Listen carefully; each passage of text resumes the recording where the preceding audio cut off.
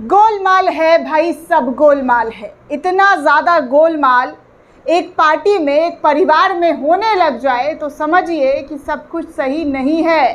सब कुछ चक्रव्यूह के हिसाब से चल रहा है। इस चक्रव्यूह में हर कोई फंसा है, हर कोई खुद को आगे बढ़ाने की कोशिश में लगा हुआ है। ऐसा ही नीतीश कुमार ने अपने चक्रव्यूह को तोड़कर भारतीय जनता पार्टी का साथ तो दिया, लेकिन अब उस चक्रव्यूह से वो खुद को बाहर निकलते हुए नजर आ रहे हैं। इस कदर मीटिंग में नीतीश कुमार का जो फैसला सामने आया है, जिस तरीके से नीतीश कुमार ने साफ तौर पर दो टूक अमित शाह को जवाब दिया है, इससे तो साफ लग रहा है कि भारतीय जनता पार्टी और नीतीश एक साथ एक पटरी पर नहीं चल सकते हैं। क्योंकि अब जो खबर निकलकर सामने आ रहा है दोस्तों, उसमें नीतीश कुमार ने खुद को कह दिया है कि वही किंग है, वही मेकर है। क्योंकि भारतीय जनता पार्टी के बिहार में डिप्टी सीएम मनोज सिन्हा कह रहे हैं कि ना कोई किंग है ना कोई मेकर है, लेकिन नीतीश कुमार ने ये जता दिया है और बता भी दिया है कि वही किंग वही मेकर है। बिहार में उनकी वजह से ही वो कुर्सी पर बैठे हुए हैं और केंद्र में भी उनकी वजह से वो कुर्सी पर बैठे हुए हैं। अगर एक बार उन्होंने हाथ खींच लिया तो सब कुछ खींचा जाएगा, फिर कुछ बचेगा नहीं, सब उथल पुथल हो जाएगा। दोस्तों, अमित शाह लगातार एक्टिव मोड में है।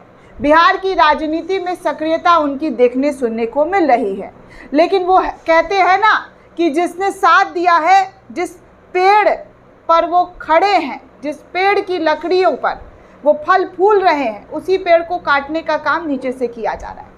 अब इसी चीज़ को देखकर नीतीश कुमार जो है बर्दाश्त से बाहर हो चुके हैं। उनका पारा हाई हो चुका है और वो इतने ज़्यादा गुस्से में नज़र आ रहे हैं कि वो खुद ही सब कुछ, बिहार का कमान, बिहार की पूरी बागडोर अपने हाथ में लेते हुए नज़र आ रहे हैं। सबसे पहले मैं आपको नीतीश कुमार का वो बयान दिखा दूँ कि कैसे नीतीश कुमार जो है खुन्नस में आते हुए नज़र आ रहे हैं। भारतीय जनता पार्टी के नेताओं को सबक सिखाते हुए नज़र आ रहे हैं। बिहार में उनकी औकात उनको बताते हुए नज़र आ रहे हैं।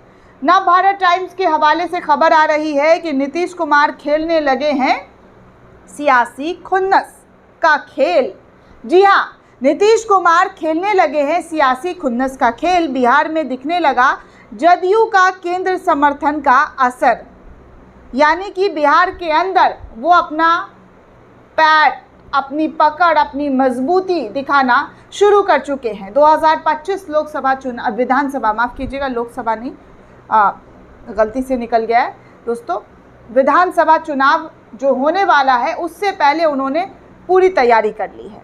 अब देखिए, खबर ये आ रही है कि सुदामा पांडे धूमिल की एक कविता की ये पंक्तियाँ है कि आदमी दाएं हाथ की नैतिकता से इस कदर मजबूत होता है कि तमाम उम्र गुजर जाती है, मगर तशरीफ़ सिर्फ बाएं हाथ से धोता है। धूमिल में ये कविता चाहे जिस संदर्भ में लिखी हो, नवभारत टाइम्स का ये आर्टिकल है दोस्तों जो मैं आपको पढ़कर बता रही हूँ, पर बिहार की धूमिल का ये कविता जिस संदर्भ में लिखा हो और बिहार की सत्ता सियासत में ये फिट बैठती है। जदयू के राष्ट्रीय अध्यक्ष और बिहार के सीएम नीतीश कुमार ने नरेंद्र मोदी सरकार को समर्थन तो दिया, बिहार में उसकी इतनी महंगी कीमत वसूल रहे हैं कि जितना भाजपा ने सपने में कभी सोचा नहीं होगा। नीतीश कुमार की नज़र में भाजपा कोटे के मंत्रियों का कोई मोल नहीं है।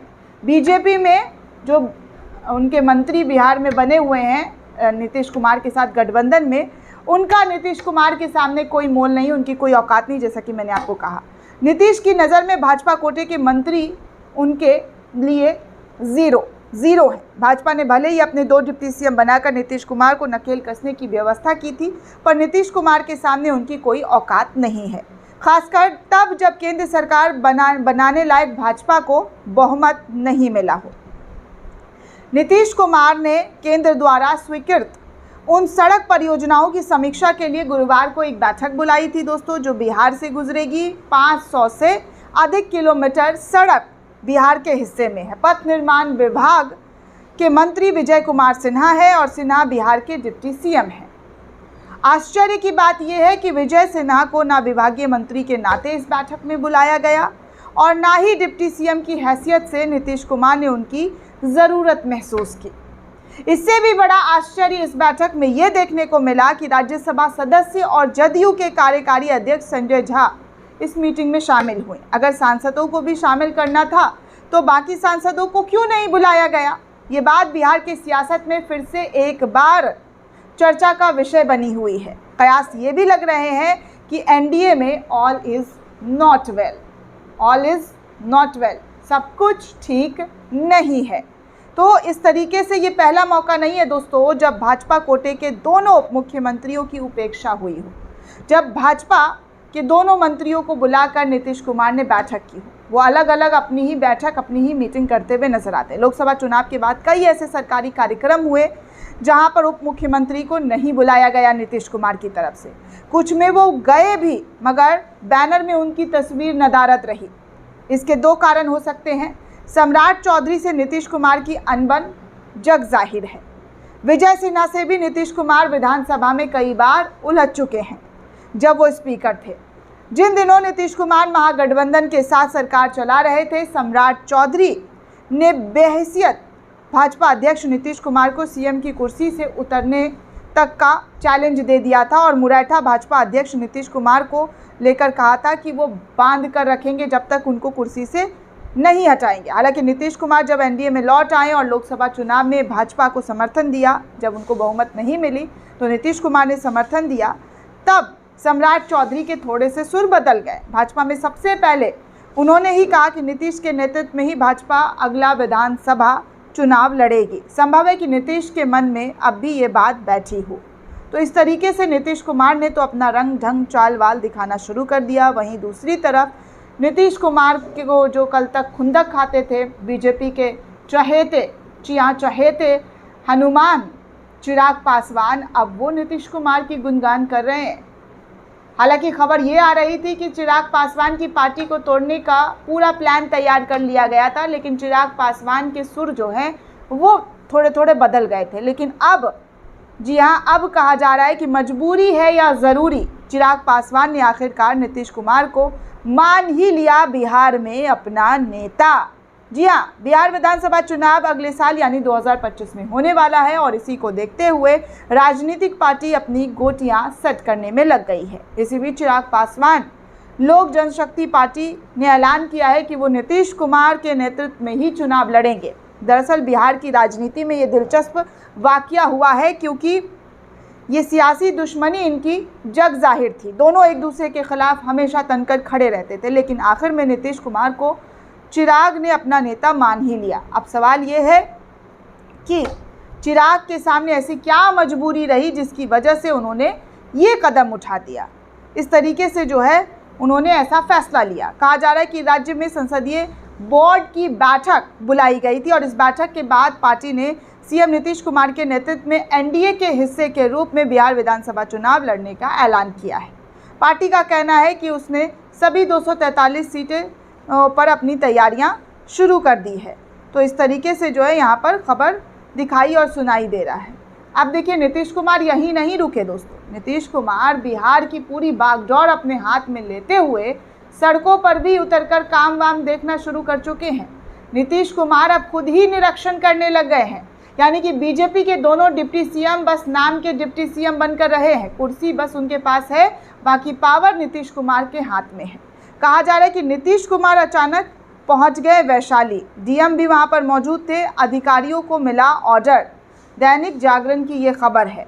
कहा जा रहा है कि नीतीश कुमार, जी हां, बिहार के मुख्यमंत्री नीतीश कुमार अचानक वैशाली जिले के महात्मा गांधी सेतु पाया नंबर 1 के निकट पहुंचकर बाढ़ प्रभावित क्षेत्रों का निरीक्षण करने लगे। इस दौरान उन्होंने बाढ़ पीड़ितों से मुलाकात की, बात की, उनकी समस्याओं के बारे में जानकारी तक ली, हर संभव मदद देने का भरोसा भी जताया। इस दौरान उनके साथ डीएम यशपाल मीणा और अन्य अधिकारी भी मौजूद रहे, यानी कि यहाँ पर भी डिप्टी सीएम नदारद नजर नहीं आए। वहीं दूसरी तरफ अमित शाह जो खेल खेलने की कोशिश कर रहे हैं, उस खेल को मात देने के लिए नीतीश कुमार ने पूरी तैयारी और कमर कस लिया है। कहा जा रहा है कि गया में, जी हाँ, गया में जदयू की एमएलसी मनोरमा देवी के घर पर, उनके 5 ठिकाने पर एनआईए का छापा पड़ा था दोस्तों। नोट गिनने की मशीन और 6 बड़े बक्से, जी हाँ, मंगाने पड़ गए थे। ये नीतीश कुमार की विधायक हैं जिनके ऊपर छापेमारी की गई है। और छापेमारी किसके इशारे पर होती है, कहाँ से होती है, ये सब आपको पता है, मुझे बताने की ज़रूरत नहीं है। कहा जा रहा है दोस्तों कि नीतीश कुमार की जो विधायक हैं उनको लेकर नक्सली कनेक्शन जो है वो जोड़ा गया, जिसके बाद ये छापेमारी हुई और छापेमारी में कई ठिकानों पर मीना देवी के घर से बहुत सारा कैश, बहुत सारा मशीन जो है वो मिलता हुआ नज़र आया है। अब आप सोचिए कि ये सब बिहार के अंदर हो रहा है नीतीश कुमार के नाक के नीचे। क्या नीतीश कुमार की छवि ख़राब करने के लिए इस तरीके का जो सार्वजनिक तौर पर जो छापेमारी चल रही है जिससे नीतीश कुमार की छवि धूमिल हो, ये सब किया जा रहा है? ऐसे तमाम सवाल जो है वो उठने शुरू हो गए हैं। वहीं दूसरी ओर भारतीय जनता पार्टी के डिप्टी सीएम जो बिहार में दूसरे वाले विजय सिन्हा, वो क्या बयान दे चुके हैं नीतीश कुमार को लेकर। इससे साफ पता चलता है कि पार्टी में अनबन बहुत तगड़ा वाला चल रहा है। कहा जा रहा है कि नीतीश कुमार को लेकर विजय सिन्हा का बड़ा बयान। उन्होंने कहा कि ना यहाँ कोई किंग है ना ही कोई मेकर, यानी कि नीतीश कुमार ना ही कोई किंग है और ना ही कोई मेकर। और यही वजह है कि अब नीतीश कुमार जो है जगह जगह जाकर अपना किंग वाला रूप बिहार के जनता को दिखाते हुए नजर आ रहे हैं। खासकर भाजपाइयों को बताने की कोशिश कर रहे हैं कि वही किंग वही मेकर, जो करना है कर लो, उनकी ही वजह से तुम्हारी सरकार, तुम्हारी सत्ता चल रही है। जिस दिन हाथ खड़े कर दिए उस दिन फिर पता चलेगा कि क्या हुआ और क्या नहीं हुआ। वैसे तो दोस्तों अमित शाह को लेकर जिस तरीके से नीतीश कुमार की तरफ से एक्शन चल रहा है, उनके हर एक चीज़ को लेकर, जी हाँ, वो साफ तौर पर नज़र आ रहा है कि हाई लेवल मीटिंग कर रहे हैं और अमित शाह का जो भी प्लान है उस प्लान को फ्लॉप करते हुए नज़र आ रहे हैं। ये सब कुछ देखने सुनने को बिहार की राजनीति में मिल रहा है। दोस्तों इस पूरे रिपोर्ट को लेकर आप क्या सोचते हैं, आपकी क्या प्रतिक्रिया हमें कमेंट करके ज़रूर बताइएगा। साथ ही साथ अगर आपने अब तक चैनल को सब्सक्राइब नहीं किया तो जल्दी से चैनल को सब्सक्राइब कीजिए ताकि हर जानकारी, हर अपडेट आपको मिल सके। धन्यवाद दोस्तों।